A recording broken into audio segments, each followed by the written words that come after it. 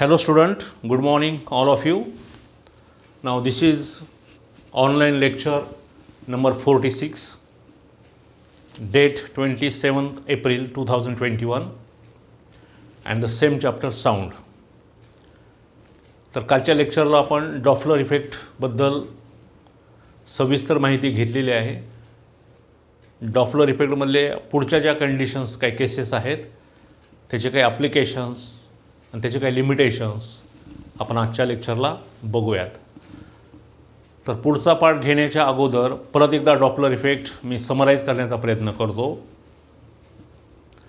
Now whenever there is a relative motion between source of sound and observer, whenever there is a relative motion between source of sound and observer, the apparent change in frequency heard by the observer emitted by the source of sound is called as Doppler effect, is called as Doppler effect, is called as Doppler effect.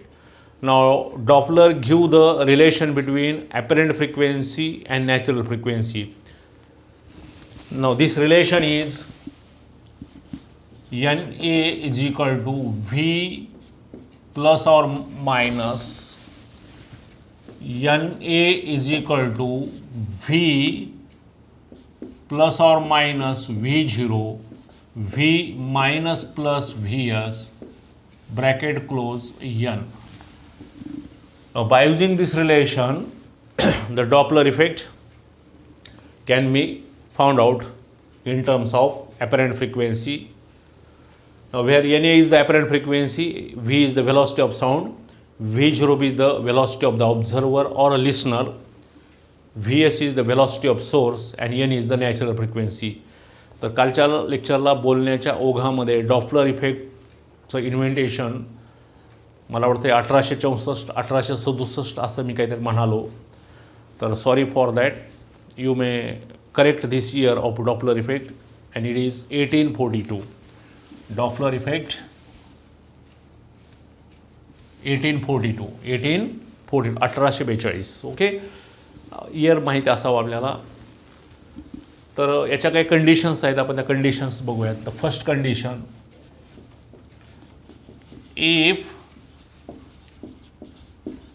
If observer is at rest, if observer is at rest, V0 is equal to 0 and source of sound move towards observer, then this formula becomes, now here observer is at rest and source of sound move towards observer. Now if you read this statement carefully, you may conclude that the distance between observer and source of sound decreases. If the distance decreases, remember that you may use the upper sign in numerator and upper sign in denominator. Then NA is equal to V plus V0 V minus Vs into N. But observer is at rest, therefore V0 is equal to 0. If you substitute for V0 0, then this relation NA is equal to V plus 0 V minus Vs into N. तर 0 add केला काय नाही केला काय, शेवटी रिझल्टमध्ये काय बदल होणार नाही. therefore NA is equal to V minus Vs into N. Now here the apparent frequency increases. Apparent frequency काय होईल इथं, इनक्रीज होईल. नाउ इन सेकंड केस, तर इथं लिहितो मी NA increases, apparent frequency काय होईल, इनक्रीज होईल. सेकंड केसला काय म्हणूयात आपण, if source of sound is at rest, म्हणजे Vs is equal to 0 and observer move towards source of sound, then now here also source of sound is at rest and observer move towards source of sound.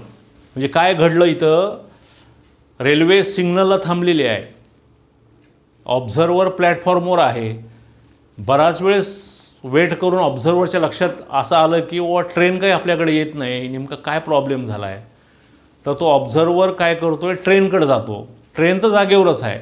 याच्या दोघातलं distance आता काय होत चाललेलं आहे, कमी होत चाललेलं आहे. जर दोघातलं डिस्टन्स कमी होत असेल तर ॲपरंट चेंज इन फ्रिक्वेन्सी काय होणार आहे, इन्क्रीज होणार आहे. ओके, पण दोघातलं डिस्टन्स जर कमी होत असेल तर फॉर्म्युल्यामध्ये आपल्याला कुठली साईन वापरायची आहे, upper sign in numerator, upper sign in denominator. तर काय होईल मग, therefore NA is equal to V plus V0 V minus VS into N. But here VS is 0, source of sound काय, रेस्टला आहे. Now then NA is equal to V plus V0 V minus 0 into N. Therefore NA is equal to V plus V0 divided by V into N. Now then हे साधं simple relation तुम्ही बघितलं तर हा numerator मोठा आहे, denominator लहान आहे, म्हणजे ही किंमत काय असणार आहे, जास्त असणार आहे. Therefore NA increases. NA increases. Now in both the cases, whether the observer move towards source of sound or source of sound move towards observer, or if both are moving towards each other, in three cases the apparent frequency increases. But in third case, we must remember that the apparent frequency increases whenever there is a relative motion between source of sound and observer. If both is in same position, then you must remember that there will be no any apparent change in frequency. Apparent change in frequency. कारण apparent change in frequency होण्यासाठी whether the distance increases or decreases, दोघातलं distance 0 होऊन चालणार नाही आहे. जर झालं तर काय होईल, ती पण कंडिशन आपण काल बघितलेली आहे. If the distance between source of sound and observer is same or both is in stationary position, or the distance between these two is constant, then we must remember that in that case the apparent frequency is exactly equal to the natural frequency. तर तो point आपण काल बघितला आहे. आज पण जमलं तर आपण तो पण पॉईंट परत एकदा घेऊयात. तर याचा एक स्क्रीनशॉट घ्या. Okay, take the screenshot. याच्या पुढचा पार्ट आपण घेऊयात. Now in third condition,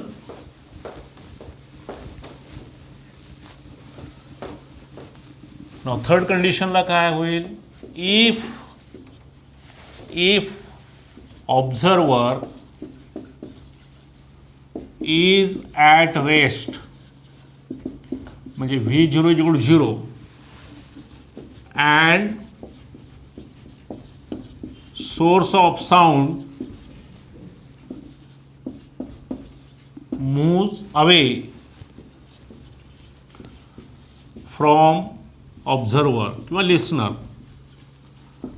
then तर अशा वेळेस काय होईल, आता ह्या दोघातलं डिस्टन्स काय होत चाललेलं आहे, वाढत चाललेलं आहे. If you read this statement very carefully, observer is at rest and source of sound move away from observer, distance increases. If the distance increases, we must remember that the lower sign in numerator and lower sign in denominator. Now then NA is equal to V minus V0 V plus VS into N. But here V0 is equal to 0. Therefore NA is equal to V minus 0 V plus VS into N. Therefore NA is equal to V plus VS into N. आता इथं पण बघितलं कळतं, V आणि हा हे लहान आहे, हे मोठं आहे. अंश लहान असेल, छेद मोठा असेल, तर ही किंमत सिंपल मॅथमॅटिक्सच्या रूलनं काय आपल्याला सांगता येईल, this value should be small. Therefore NA decreases. Okay. Now fourth condition,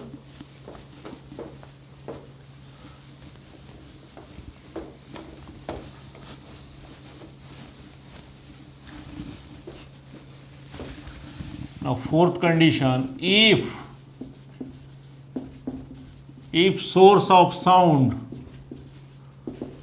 is at rest means Vs is equal to 0 and observer move away from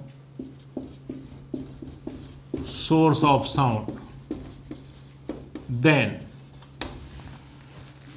आता काय झालंय, source of sound is at rest म्हणजे railway कुठे थांबलेली आहे, सिग्नलला, आणि observer कुठे आहे, प्लॅटफॉर्मवरती आहे. तर ज्या साईडला रेल्वे थांबलेली आहे, समजा राईट साईडला रेल्वे थांबलेली आहे, ऑब्झर्वर प्लॅटफॉर्मवर आहे, रेल्वे राईट साईडला थांबलेले आहे, ऑब्झर्वर प्लॅटफॉर्मला आहे, आणि आता ऑब्झर्वरनं काय केलं, चालायला सुरुवात केली इन लेफ्ट डायरेक्शन. ट्रेन कुणीकडे आहे, राईट साईडला, ऑब्झर्वर कुणीकडे चालला आहे, लेफ्ट साईडला. म्हणजे दोघांतलं डिस्टन्स काय होत चाललेलं आहे, वाढत चाललेलं आहे. रेल्वे जागेवर आहे, पण ऑब्झर्वर काय करतोय, move away from source of sound in opposite direction. Now in that case also the distance increases. If the distance increases between source of sound and observer, we must use the lower sign in numerator and lower sign in denominator. हे numerical वगैरे सोडवताना तुम्हाला ह्याचा खूप खूप उपयोग होणार आहे. त्यामुळे जे कन्सेप्ट इतकं क्लिअर समजून घ्या, एकदम सिंपल भाषेमध्ये. दोघातलं अंतर जर कमी होत असेल तर you may use the upper sign in numerator and denominator. दोघातलं अंतर जर वाढत असेल तर you may use the lower sign in numerator and lower sign in denominator. If the distance between two is decreases, frequency increases. If the distance between these two is increases, the apparent frequency increases. If the distance between these two is increases, apparent frequency decreases. Simple concept आहे. Okay. मग दोघापैकी एक रेस्टला असेल, एक त्याच्याकडे जात असेल किंवा एक त्याच्या आवेला जात असेल, तर you may read the statement very very carefully and you may conclude that whether you may use the upper sign or lower sign in numerator and denominator. Okay. पण एकदा एक साईन वापरली की एकच वापरायची, अप्पर अप्पर, लोअर लोअर, असं नाही वरचं अप्पर खालची लोअर नाही, upper upper lower lower. Okay. We must remember this. Now here, now then NA is equal to V minus V0 V plus Vs into N. But here Vs is equal to 0. Now then NA is equal to V minus V0 V plus 0 into N. Now NA is equal to V minus V0 V N. आता इथे परत V minus V0 आहे, म्हणजे हा numerator काय होत चाललेला आहे, कमी होत चाललेला आहे ॲज कम्पेअर्ड टू डिनॉमिनेटर. आणि परत गणिताच्या साध्या भाषेमध्ये न्यूमेरेटर कमी असेल, डिनॉमिनेटर मोठा असेल, this value should be decreases. Okay. Therefore NA decreases. NA decreases. Okay. समजलं का? Now take a screenshot. म्हणजे in these two cases NA decreases and in previous two cases NA increases. But a last case in which NA and N both are same. तर ती condition बघूयात. ना screenshot घेतला व्यवस्थित. Okay.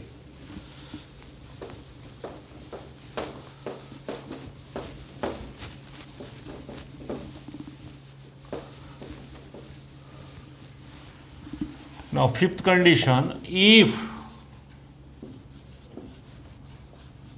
both are is at rest,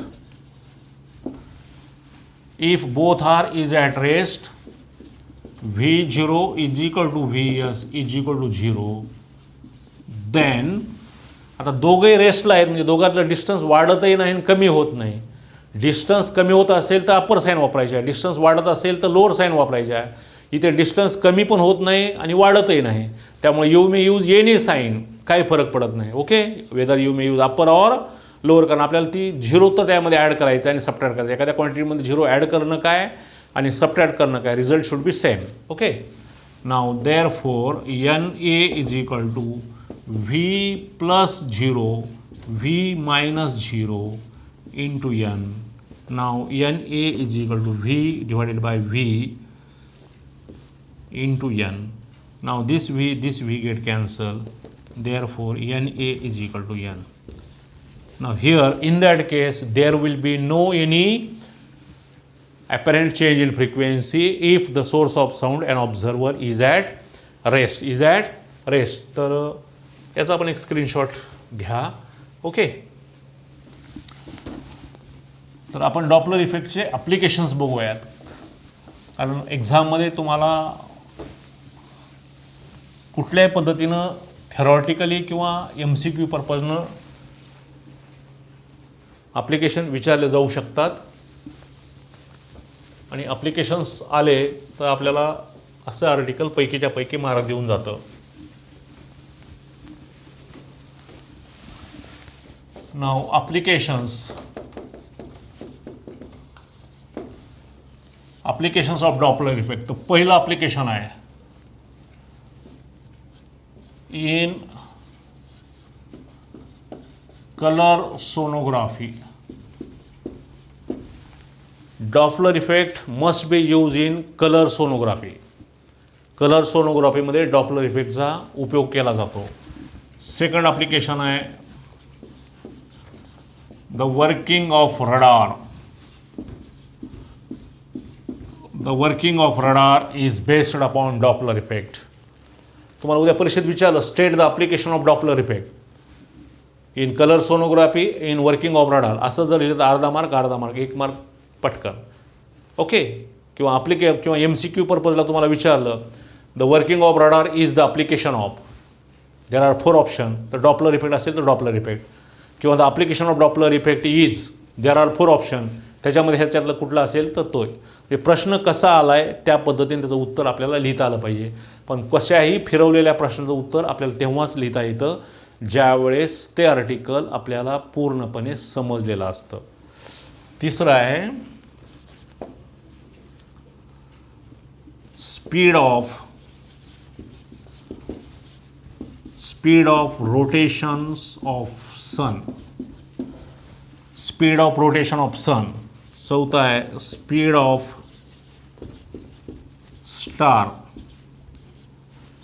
star और planet. Speed of star और planet. Fifth आहे speed of vehicle detect by traffic police etcetera. These are the applications.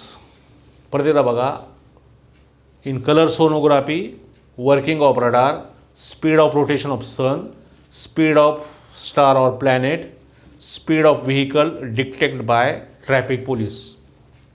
एखादी वाहन जर आपल्याजवळ फास्ट गेलं का नाही तर त्याचा आवाज थोडा वेगळा येतो. त्या आवाजावरनं आपण आयडेंटिफाय करू शकतो की त्या गाडीची स्पीड काय असेल. एक अंदाजा एझ्यूम, समजलं का नाही. आपण पण कधी कधी कट मारायच्या भानगडीत पडतो ना, तर त्या पद्धतीनं तर बाजूचा घाबरून जातो आणि आपलं पुढं काय झालं तर मग आपल्याला भरूनच घेऊन जावं लागतं. तर तो भाग वेगळा. तर एखादी गाडी जर आपल्या जवळून खूप वेगानं गेली, किंवा मुंबईला वगैरे तुम्ही कधी गेलात तर लोकलमधनं प्रवास करत असणार 3-4 local, they are moving in right direction, they are moving in left direction, आणि ज्यावेळी त्या दोघांचं म्हणजे पॅरलल त्या जातात, एक लेफ्टला एक राईटला, त्यावेळी त्यांचा आवाज काहीतरी वेगळा येतो. किंवा एखादी आपली ट्रेन प्लॅटफॉर्मवर थांबलेली असते आणि दुसऱ्या पटरीवरून एखादी एक्सप्रेस फास्ट जाते, त्यावेळेस तिच्या नुसत्या त्या आवाजावरून आपल्याला कळतं की what is the speed of that train. म्हणजे this is the application of Doppler effect, speed of vehicle detect by traffic police. Okay, तर उद्याच्या परीक्षेमध्ये तुम्हाला विचारलं कधीच्या what are the application of Doppler effect, तर हे ॲप्लिकेशन तुम्हाला लिहिता आले पाहिजेत. In colour sonography, working of radar, speed of rotation of sun, speed of star और planet, speed of vehicle to detect the bye traffic police. जसे applications असतात तसे काही लिमिटेशनसुद्धा असतात. तर लिमिटेशनसुद्धा बघा, एक्झाममध्ये लिमिटेशन्स विचारलेत आणि ॲप्लिकेशन लिहिलेत, जमणार नाही. तर पहिलं लिमिटेशन आहे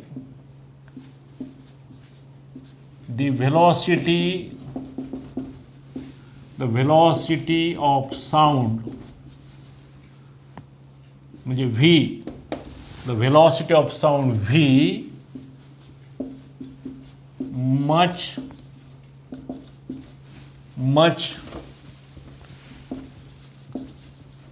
greater than the velocity of sound V much greater than velocity of source Vs and velocity of observer V0. म्हणजे असं असेल, व्ही जर ह्या दोघापेक्षा मोठा असेल तरच डॉपलर इफेक्ट काय होतो, ॲप्लिकेबल होतो, अन्यथा होत नाही. कारण तो जर फॉर्म्युला तुम्ही बघितला तर व्ही प्लस असताना काय अडचण नाही, पण व्ही मायनस करताना जर व्ही मायनस व्ही झिरो केला म्हणजे व्ही फॉर्म्युला बघा कसा आहे, एन ए बरोबर V plus V zero V minus V S into N असा आहे समजा. तर ह्या कंडिशनमध्ये व्ही झिरो आणि व्ही एस या व्हीपेक्षा कसा पाहिजे, लहान पाहिजे. आता ॲड करताना काय प्रॉब्लेम येणार, लहानामध्ये मोठं काय, मोठ्यामध्ये लहान काय, इफेक्ट शुड बी सेम. पण ज्यावेळेस वजाबाकी करायचा प्रश्न येतो आणि इथं जर व्ही लहान असेल आणि व्ही एस मोठा असेल तर ही वजाबाकी होणार नाही, डॉपलर इफेक्ट ॲप्लिकेबल होणार नाही. त्यामुळे this V must be greater than this two value. Okay, हे लिमिटेशन आहे. The velocity of sound V much greater than the velocity of source and velocity of observer. Second limitation आहे source of sound and observer both are moving along same line किंवा both are moving along same straight line असं म्हणलं चालतं. Doppler effect applicable तेव्हाच आहे ज्यावेळेस source of sound and observer both are moving along a same straight line. मग आतापर्यंत शिकवताना तुमच्या डोक्यामध्ये प्रश्न आलाय का नाही मला माहिती नाही, मी पण त्याचा मुद्दाम उल्लेख टाळलेला होता की आपल्याला थोडं विचार करता आलं पाहिजे किंवा सरांनी डॉपलर इफेक्ट शिकवत असताना पहिल्यापासून रेल्वे स्टेशनचंच उदाहरण का घेतलं. The person standing on railway platform, railway whistle move towards you and or away from each other.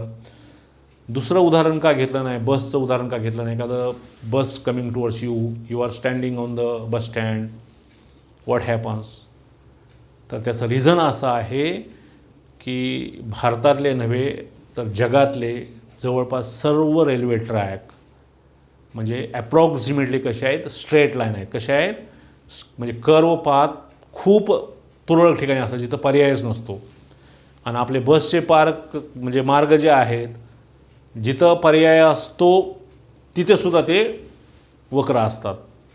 त्याच्यामुळे तर टर्निंगला अपघात होतात. आणि बँकिंग ऑफ रोड वगैरे तर ते तुम्हाला होईल नंतर, बँकिंग ऑफ रोड वगैरे कसं असतं. तर स्ट्रेट लाईन पाथ असल्यामुळं रेल्वेचे पाथ हे ॲप्रॉक्सिमेट स्ट्रेट लाईन असल्यामुळं डॉपलर इफेक्ट शिकत असताना आपण फक्त ट्रेनचंच उदाहरण घ्यायचं आहे, बस किंवा दुसरं उदाहरण घ्यायचं नाही. हा त्याच्या मागचं म्हणजे source of sound and observer both are moving along the same straight line. आणि याचा एक स्क्रीनशॉट घ्या. अजून एक थर्ड लिमिटेशन आपण ती घेऊयात कारण बोर्डवरती जागा नाही. याचा एक स्क्रीनशॉट घ्या. ओके, घेतला. बघा लिमिटेशन समजलं का. पहिलं लिमिटेशन काय, the velocity of sound much greater than the velocity of source and velocity of observer. तिसरा लिमिटेशन आहे effect of blowing of wind is neglected by Doppler. तर आपल्याला माहीत आहे हवेचा जसा वेग असेल त्या पद्धतीनं तुम्ही जात असाल किंवा हवेच्या वेगाच्या विरुद्ध तुम्ही जात असाल तर हवेचा वेगसुद्धा effect of wind blowing in atmosphere also effect on apparent change in frequency. पण डॉपलर इफेक्टचा अभ्यास करत असताना effect of blowing of wind याचा कसलाही विचार केलेला नाही आहे. म्हणजे इफेक्ट ऑफ वाइंड काय केलं आहे, निग्लेक्ट केलेला आहे. म्हणजे इफेक्ट ऑफ वाइंड निग्लेक्ट करून डॉपलर इफेक्टचा म्हणजे त्यांनी इन्व्हेंटेशन केलेलं आहे. पण हवेचा तर नक्कीच त्याच्यावर परिणाम होतो ना. मग समजा हवेचा परिणाम जर डॉपलर इफेक्टवर होत असेल असं जर आपण गृहीत धरलं नव्हे ते एक सत्यच आहे, तर there will be necessary to modify the formula. म्हणजे effect of wind, if effect of wind blowing in atmosphere is taken into consideration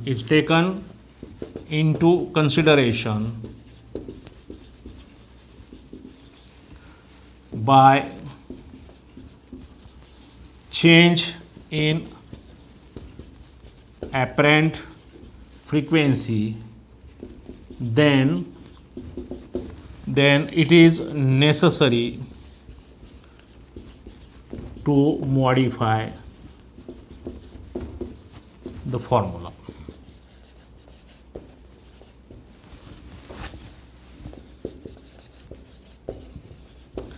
Then it is necessary to modify the formula. मग नेमका तो फॉर्म्युला कसा वगैरे ते काय आपल्या स्टँडर्डला नाही. It is beyond the scope of your syllabus and your textbook also. फक्त एवढं म्हणा, effect of blowing of wind is neglected by Doppler if effect of wind blowing in atmosphere is taken into consideration by change in apparent frequency heard by the observer, then it is necessary to modify the formula. तर याचा पण एक screenshot घ्या. तर हे जरा दोनदा तीनदा तुम्ही वाचलात, जरा समजून घेतलात, तर हे लिमिटेशन्स आणि ॲप्लिकेशन्स तुमच्या लक्षात येतील. डॉपलर इफेक्टच्या कंडिशन समजतील, डॉपलर इफेक्ट नेमका काय तो समजेल. तर whenever we can write theoretical in examination, or if you solve different numerical based upon Doppler effect, you may read the given problem very carefully, whether the source of sound is rest or observer is at rest, or both are moving towards each other or both are moving away from each other. What is given in that numerical you may read carefully, and from this you may modify the formula, whether you may use the upper sign or you may use the lower sign. Okay, तर या पद्धतीनं व्यवस्थित करून घ्या. ह्याच्या पुढचा भाग उद्याला आपण घेऊया. Thank you. Have a very nice day.